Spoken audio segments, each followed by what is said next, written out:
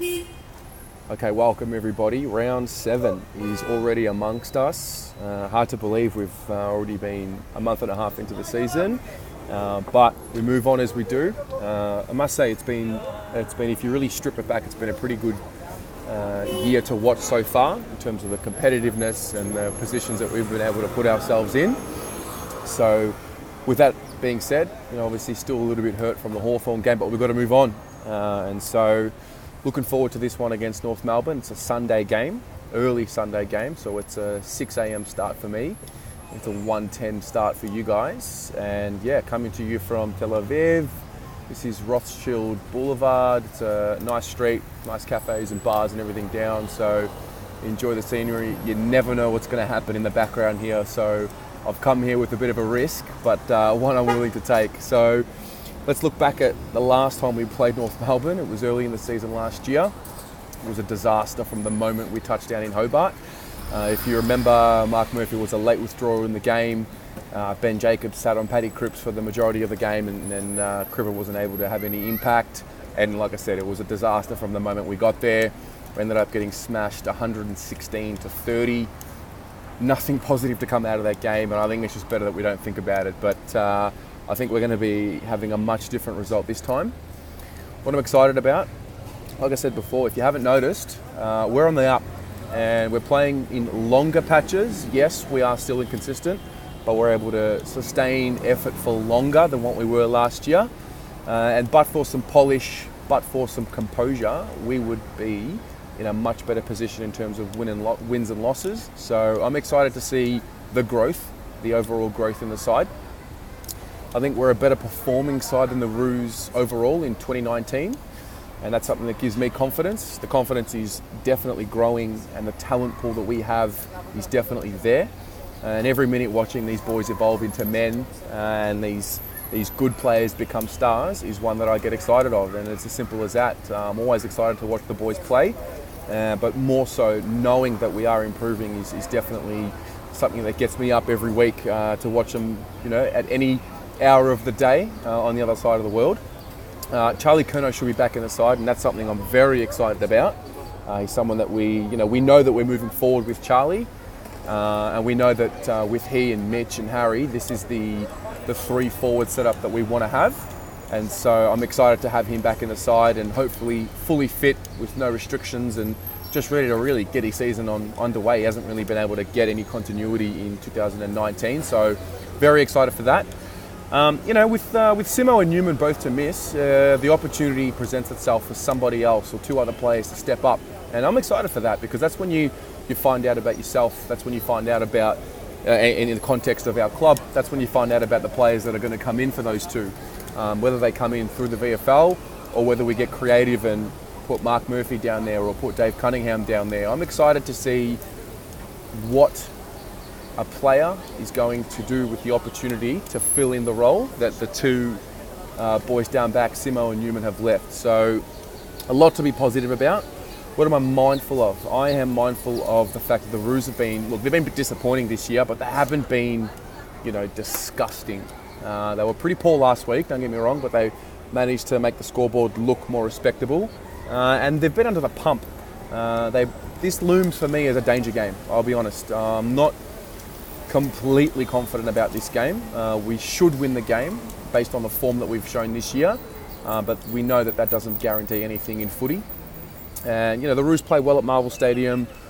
We have never really been able to shut out sides completely in a game, and for a team like North under so much pressure, if you give them a sniff, they'll take it. Very much like Hawthorn last week, besides from the fact that they're not as experienced. So I'm mindful of that. I'm mindful of our inconsistency combined with the loss of Newman and Simpson, sort of looking at the other end of the spectrum. Those are 2 very experienced guys. Simo's obviously, a Carlton man through and through, a real clubman. We lose him, we lose Cruiser as well, another real high character guy, a clubman. And it gives me a fear that when North Melbourne gather their momentum throughout the game, we'll struggle to stay composed, because we haven't really been able to do that this year for long enough. Staying composed when the momentum swings out of our favour. So I'm mindful of that. Just touching again, the speculation around North Melbourne's been massive. A lot of the talks about where is the club going, is Brad Scott about to be sacked, And to be fair, Brad Scott's been a real strong presence in the media. He's fronted up, answered all the questions, and I've got a lot of respect for the way that he's gone about it. So, and with that pressure, there's always a tipping point.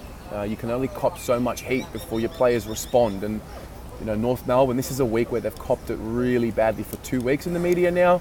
And I think this is potentially a week for them where they've got to respond. And if they don't, if they were to come out and get absolutely smashed by us this week, then they've got real dramas. It could be a bit of a line in the sand type match. So I'm mindful of that. And touching again on the loss of Cruiser, what he does for our midfielders and, for our club. For our club, what he does is one thing. For our midfielders on game day, he allows our midfielders to play proactively. They've got confidence that he's going to tap the ball where he says he's going to tap it. He's going to put the ball in positions that let them succeed. When you bring in Phillips, when you bring in Lobie, when Casbolt goes into the ruck, our midfielders don't have the same confidence.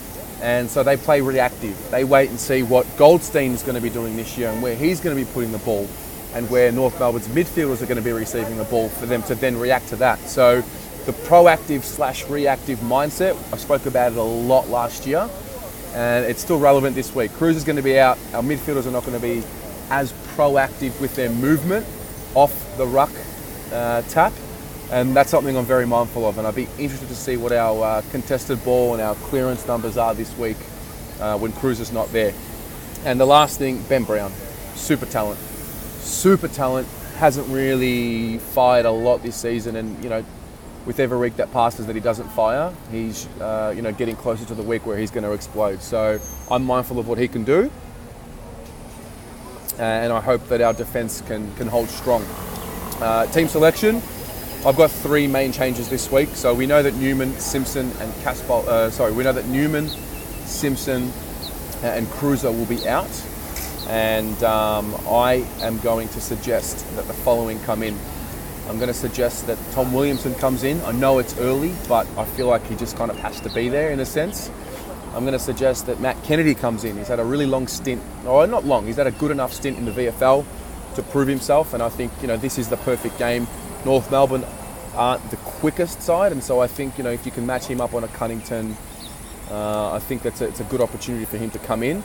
And I think Phillips will come in as well for Cruiser. I've actually got to add a 4th in there. So I think Levi will come out, and I think Charlie will come back in for him. For me, we need to get creative. Cunningham could be played across half-back in a Simpson role. Tom Williamson could assume the responsibilities that Newman currently has, or you can play Daisy Thomas in that elevated role. I think Levi has been good in playing his role for the club when he's been in the side, but ultimately for me, I'm looking at Charlie, Mitch and Harry as our 3 talls going forward. I can see the merit, and I've spoken about it before, I can see the merit of having Levi in the side when Phillips or Lobie come in to give them a chop out. I don't think Cruiser needs that type of chop out, so I can understand if Levi was to stay in the side, why. But for me, Charlie, Mitch, Harry, so that's the 3-headed monster that we want to move forward with as a club, and so I'm happy to see that.